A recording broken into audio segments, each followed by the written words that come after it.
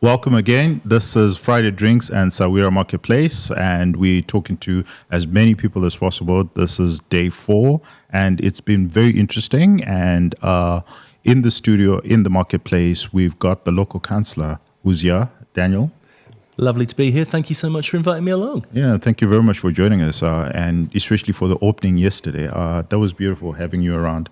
It was an honour. I've been lucky enough to visit Narrandera many times since they started in Letchworth, and to come along here and be invited to do a speech at the beginning was good. I appreciated it. Fantastic. So maybe we can actually start there. So you're the councillor in the local area, Letchworth, but tell us a little bit about yourself and why you chose politics. So my name's Daniel. I am happily married to my wonderful wife Amy, who's also a politician. She's an executive in North Hertfordshire Council. Between us, we've got 7 children and a grandchild now. My background is luxury jewellery and watches. I worked for many years selling very high-end watches and ridiculous diamonds. And then one of my children was ill, so I stopped working and I looked after them. While I was looking after them, I got involved setting up some local charities. Set up a local homelessness charity, was involved in a couple of food charities and another charity that was involved in making a library of things, a place where people can go to borrow tools, to borrow equipment, various different bits and pieces. And the local Labour Party approached me, said, you're involved with the community, you're doing good things, we'd like you to do more, get involved in politics. So I did. I stood for election, that was 8 years ago. I've won 2 elections and lost 1 since. And I am now the leader of North Hertfordshire Council, so I'm in charge of the local area of 130,000 people. We've got 5 main towns, we've got a number of villages, and it's been a big change going from watches to going to dealing with everything from planning to bins to parks. Yeah, I can imagine. So what does it actually take to win a local election? Shoe leather. You've got to get out on the doors. If you want to be elected, you've got to genuinely be in that area, be seen, be known, know that people are going to recognise you for something you have done. You can't just rely on being with one political party or another. You've got to rely on the fact that people know you care about your place, you care about your community, and you actually physically do things. Wow, that's very interesting. So in the context of the UK system, local government, to what extent are you actually empowered to have an impact in the local community as opposed to relying on the state government? It's a good question. So local government in England, we have 2 tiers of local government. You've got the government on top, where we have Parliament. You then have a county council, which is in charge of all of Hertfordshire, so that's 1.3 million people. Okay. So they're in charge of schools, they're in charge of the roads, they're in charge of adult social care, which is where most of the money goes, and children's social care. Then the level below that is the district council, which is where I'm at. So we're in charge of planning, of licensing, of waste, of parks, of leisure centres, car parking, all of those sorts of things, homelessness provision, housing, all of that comes under the district council, which is what I'm in charge of. Well, interesting. And what's the political makeup of council? So here in North Hertfordshire at the moment, Labour is the minority group in charge. Okay. So we have a smaller number than enough to take over the whole council, but we still have more than everybody else. So at the moment we've got Labour, then the second biggest party is Liberal Democrat, third biggest is Conservative, and we have an independent in Hertfordshire as well. All right. So that's indicative of a very diverse background. Yes. Is that true of the constituent itself? Yeah, I think it does genuinely represent it. Different areas have always traditionally voted in certain ways. You'll find that there are certain rural areas that will always tend to be Conservative supporting, certain town areas that will always be Labour supporting. My area that I represent is Norton, which is actually the area we're sat in at the moment. This happens to be the area, and I live literally 100 metres that way. Right. I'm very local to this area.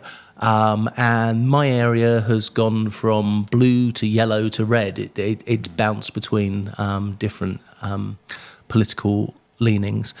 And what I say is that that's generally because it's who's standing and what they do. If they know that you're the kind of person where if there is an emergency, they can turn to you and you will help them, then they'll vote for you. If you're the kind of person that will turn up and rely on their political flag, you're not going to get the votes. Okay. And what were some of your election promises? Oh, personally, one of my big ones was getting a traffic crossing put in by the local school. It was a very busy road. There was no safe way for the children to cross from on the housing estates to the school. Between myself and a former councillor for the area, who's now a county councillor and a Liberal Democrat councillor, we managed to get this crossing put in. It took about 15 years of work to get it. Wow. Really? Yeah. Is that because of the regulation or? It's regulations, it's red tape, and it's money. To get a crossing put in, a school crossing, it's over £100,000. Wow. Really? Why? Yeah. Why? That I thought it was just that is a good question. You know, paint and, that's it. You'd think it was paint and sticking up a couple of posts. Yeah. No, there's far more into it than that. And I'm very glad to say that's a county council problem and not one that I have to deal with. What I also promised on was on recycling rates and making sure that we look after our planet very much so. So one of the big things that we've done recently is we've spent approximately £9 million on decarbonisation of our leisure centres. So we got a grant from the government of £7 million. We put in £9 million ourselves, and we're changing the way all the heating is done for the swimming pools. So as opposed to using gas boilers, we're now going over to air source heat pumps and solar. So it's making a much better change. And we have different things that we bring through as the local area for residents to put solar on as well. We had a big thing going recently with businesses. Unfortunately, we didn't get any businesses sign up because they didn't have the right paperwork to line up with the way the government wanted the solar panels to go onto businesses. They were either too big and wanted it or too small and couldn't afford it, and it was just that wrong. So we're going to try and change that for next year and find a way we can get business solar working really well as well. Okay. One of the things that we've actually enjoyed is just walking around the neighborhood. It's very clean, very safe, and, kudos to you. But why is that? Because elsewhere around the UK, it's not as clean, it's not as safe. I think we're incredibly lucky in Letchworth. We actually have some hugely deprived areas, some of the most deprived areas in all of Hertfordshire. One in 4 children in Letchworth is growing up below the poverty line. The reason I think we have such a nice area, such a safe area, is because there is pride. Letchworth Garden City, where Naradza have chosen to be, is a very special place. It's a garden city. So the whole point of Letchworth, it was designed for people to move towards the countryside, but still have jobs and have a safe place to live. And that was when it was founded back in 1905 by Ebenezer Howard. And we've managed to keep that ethos all the way through. And all of North Hertfordshire gives that as well. Hitchin is one of the most wanted, desired places to live in England, let alone in Hertfordshire. People are desperate to move there. That's the next town along. Royston, just up the road, has got some amazing businesses based there that give great employment. Johnson Matthey, one of the big platinum companies in the world, is based over in Royston. We've got some wonderful chemical companies based just outside there as well. So there's a lot of different reasons to come to North Hertfordshire. And of course, we're just next to Stevenage, one of the biggest growing towns in all of England, with some of the best businesses again. We've got huge amounts of aerospace industry based there. We've also got GlaxoSmithKline based there as well. We've got a whole new science village growing on there. So that's in the next area along from North Herts is Stevenage. And again, it draws people in and people live in Letchworth and commute across. Well, we know the reason why Nyards is, it's fantastic and it's a fantastic area and building. But why are businesses relocating to Letchworth? There's a number of reasons. We've got some good areas for redevelopment at the moment. We've just signed for a huge new warehousing project to come through. And again, that's going to be carbon neutral. We've got some brilliant developments going there. We've signed off on a whole load of new housing areas coming around Letchworth. We've got 3,500 homes in Baldock, another 900 in Letchworth that have been approved. And then we've got 2 others coming through as well. So it's great places to live, really good access to London on the train, on the cars. We've got really good points for transporting across. And it's just a good place to be. It's a good place to raise a family. Yeah. So it's a relatively new town. Mm-hmm. Yeah. Just 1905, yeah. Yeah, yeah. But how do you maintain the ethos of, how we started and why it started, and continuing that ethos, especially going into the future? Civic pride is one of those things that's really difficult to nail down. A lot of people have huge pride in their countries. As you can see as you're going round at various roundabouts at the moment.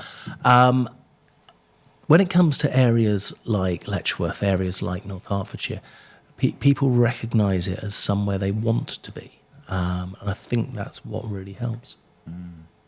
And as a politician, how do you perpetuate that?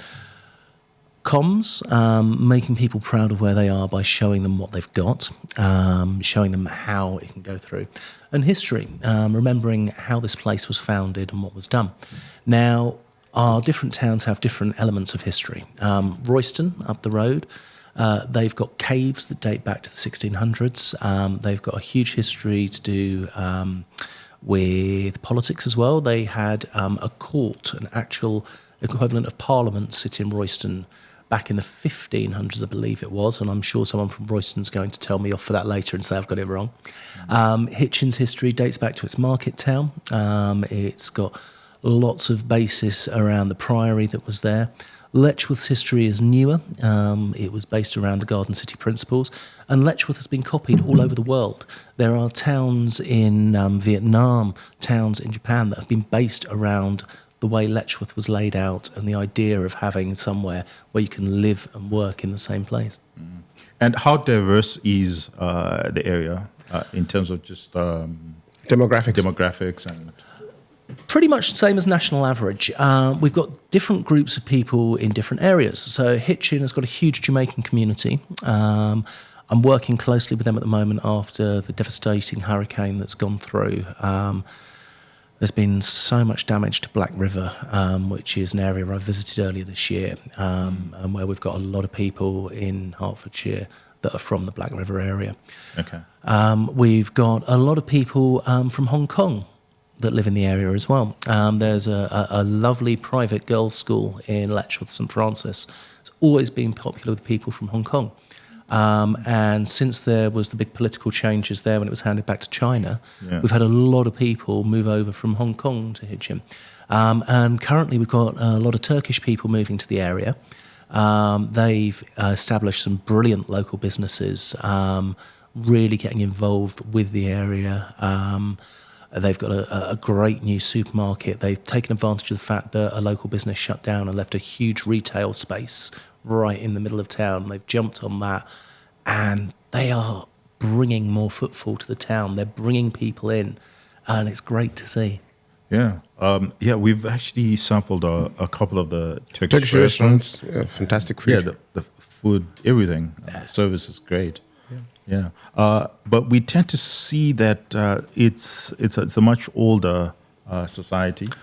So Letchworth has a fair mix. We are an older population, but that's the same for the whole of the UK. And the other thing is, when you do move here, you don't necessarily want to move away. So you do end up with a slightly ageing population.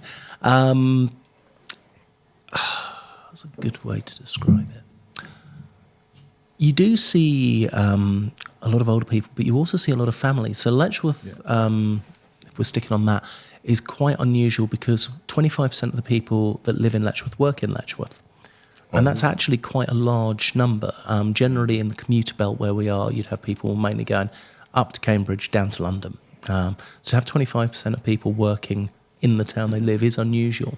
And I think you do get the family dynamic going through, so you do get the older people staying together, which in the UK we don't support our families in quite the same way. We don't have that sort of tight group of people that stay. People travel all over, and you don't have the big family groups. But Letchworth does tend to have that. Okay. Oh, fantastic. Okay. So now let's just hone it down to Zimbabweans. Yes. And Zimbabwean businesses. So the first would be, suppose I'm a Zimbabwean and I'm coming to the UK and I've got a bit of money and I want to settle. How easy is it to settle around here? Very easy, depending on what you want to do. If you're looking to start with, your best bet is to rent somewhere, find a nice place, and then go visit, decide where you want to settle. Where's going to be good for you? What kind of work do you want to be doing? What kind of business do you want to set up? Because it might be that you want to be close to people you know from Diaspora and be sort of in London area, but if you're setting up a business that's an hour and a half away, that may not work for you. So it's a case of find somewhere, rent first, get an idea of what works, and then work out where you want to invest and what you want to be doing, because there's loads of different opportunities. True. And if I'm setting up a business here, what are some of the benefits? Some of the benefits are reputation, national reputation. Everyone knows that generally we have a lot of red tape, but it's worth it because it makes sure that things get done properly and you have that stability. I was looking at the whole point that we're here today, the wonderful new app that's being put in. Everyone loves an app. Everyone loves retail online. Everyone loves to know that they're getting their banking done online, they're getting their pensions done online, everything's there. But you need the bricks and mortar. So that's having true. That base is something really useful. So it's great being able to do something online, being able to work from home, but having a base, and a base in a country where you know you've got people there that want that safety is good.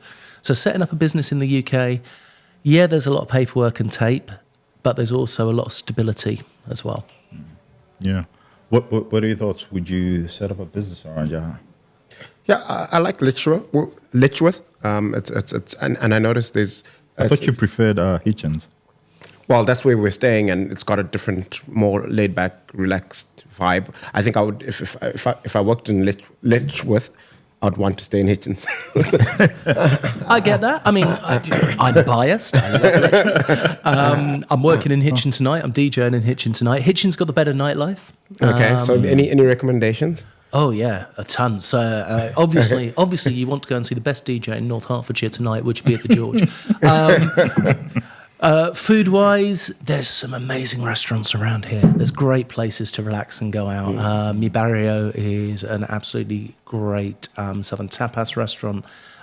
We've got, you mentioned going to the Turkish restaurants in Letchworth. Yeah. They're fantastic. We've got a really good classic pub called The Fox, which is over in William, which is a little village just over there. Yeah. Proper traditional British foods, really, really well done. As far as going out, we've got the most beautiful cinema in Letchworth that dates back to the 1930s. Absolutely beautiful Broadway cinema. It's won numbers of awards. We've got a lot of independent businesses in Letchworth as well. You won't see huge numbers of the national chains in the town, but you will see a lot of independent businesses. We've got a bookshop that's won more awards than you can shake a stick at, that was founded by a family 2 generations ago. And they've just become a cooperative. The gentleman who owned it retired and handed it over to the staff. Oh, wow. And the staff are now running it and making the money from the business together to look after themselves and to make money for themselves. It's fantastic. Wow, that's interesting. And then the second question around Zimbabwe as well, what could we learn? So back home, we do have, I think, more or less a similar political system. And what could local government do? What would be your best advice? So in England, the thing that people always complain at you for is bins and potholes. So you can look at it as bins and potholes, or you can look at it as infrastructure, because you've got to make sure that people can do the things that they need to do. So they need to know their waste is going to be collected. They need to know that they can get to work nice and easy. So for me, local government is about making sure people's lives work well for them. So I want to make sure that a parent can get up and go to school and take their child there safely. They can then go along to work, make sure they can get there, know that everything is going to be working, that everything is going to be connected, and that everything will stay working. So for me, that's the easy thing. For me, local government is working best when you don't notice it. True. Yeah. That means things are actually working. Yeah. So finally, because we have to wrap this up, let's talk about the Quaker society that's actually around. So Rufaro and I are actually libertarians, and so we got really interested when you said there's a Quaker society that's actually here. Maybe just give us a bit of background about the Quaker society and what they do and what sort of activities they've been involved in. Yeah. So Letchworth itself is a Quaker town. It was founded by Ebenezer Howard, and as I said, was based on the principles of town, country, and town and country. So Howard was a Quaker, as was his wife, and they set up a big meeting house within Letchworth, which is still going today. Lots of people still meet there, used for educational purposes as well. They have lots of great talks there, a lot of them on peace and how people can work together to avoid conflict. In Hitchin, the next town along, they again have a large Quaker meeting house there. They've been involved a lot in Churches Together. They've been supporting a number of our local homelessness charities, and they've been working to try and look at ways that we can promote peace and promote working together within the local areas. They've worked as Churches Together. The Quakers have worked with the Roman Catholic churches, the Baptists, the Methodists, the local Muslim community, the local Hindu and Sikh communities. Everyone's working together to try and do what's best to support people within their towns, be it with homelessness, be it with financial advice, just working together for the benefit of all. And the Quaker group locally have always been really supportive of the town and just trying to make sure that everybody is supported and given help. So as a politician, because I think one of the greatest libertarian experiments we've seen on the planet, the Quakers played a big role in that, which is basically the American Revolution. And it's been, it's now one of the richest, most powerful countries in the world. And yet, if you think about global politics, one of the few isms that you don't see in democracies is libertarianism, right? You've got conservatives, you've got liberals, you've got green parties, you even have socialism, becoming popular again in the political discourse in a lot of democracies. So why do you, as a politician, I'm curious to hear your perspective. Why do you think libertarianism has kind of is on the fringe? It's in spite of its great success. So for me, I start with I recognise myself as a socialist. The way I see it is a lot of it's down to personalities and the way people brand themselves.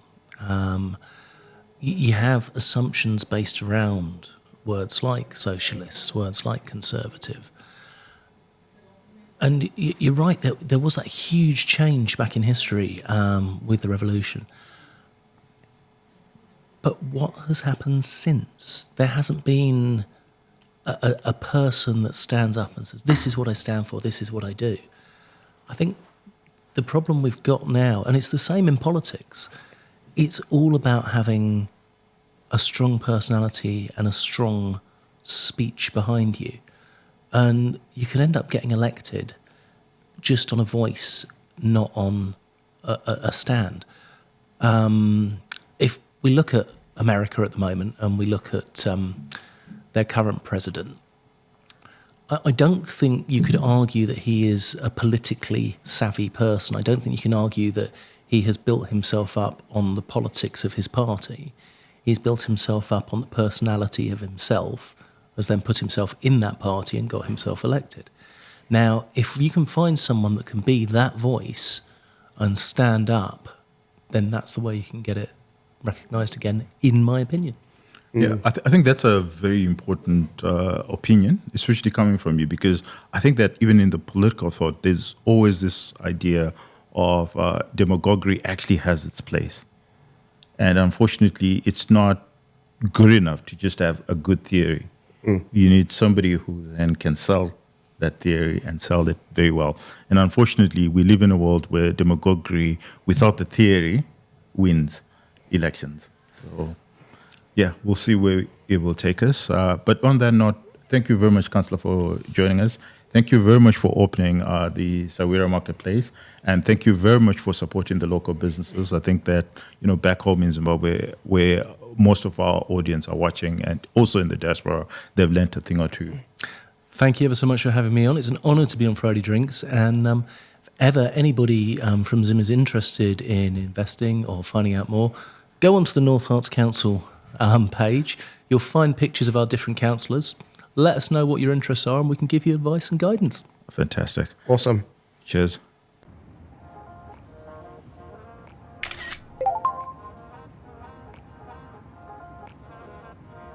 Sending money from the UK to Zimbabwe?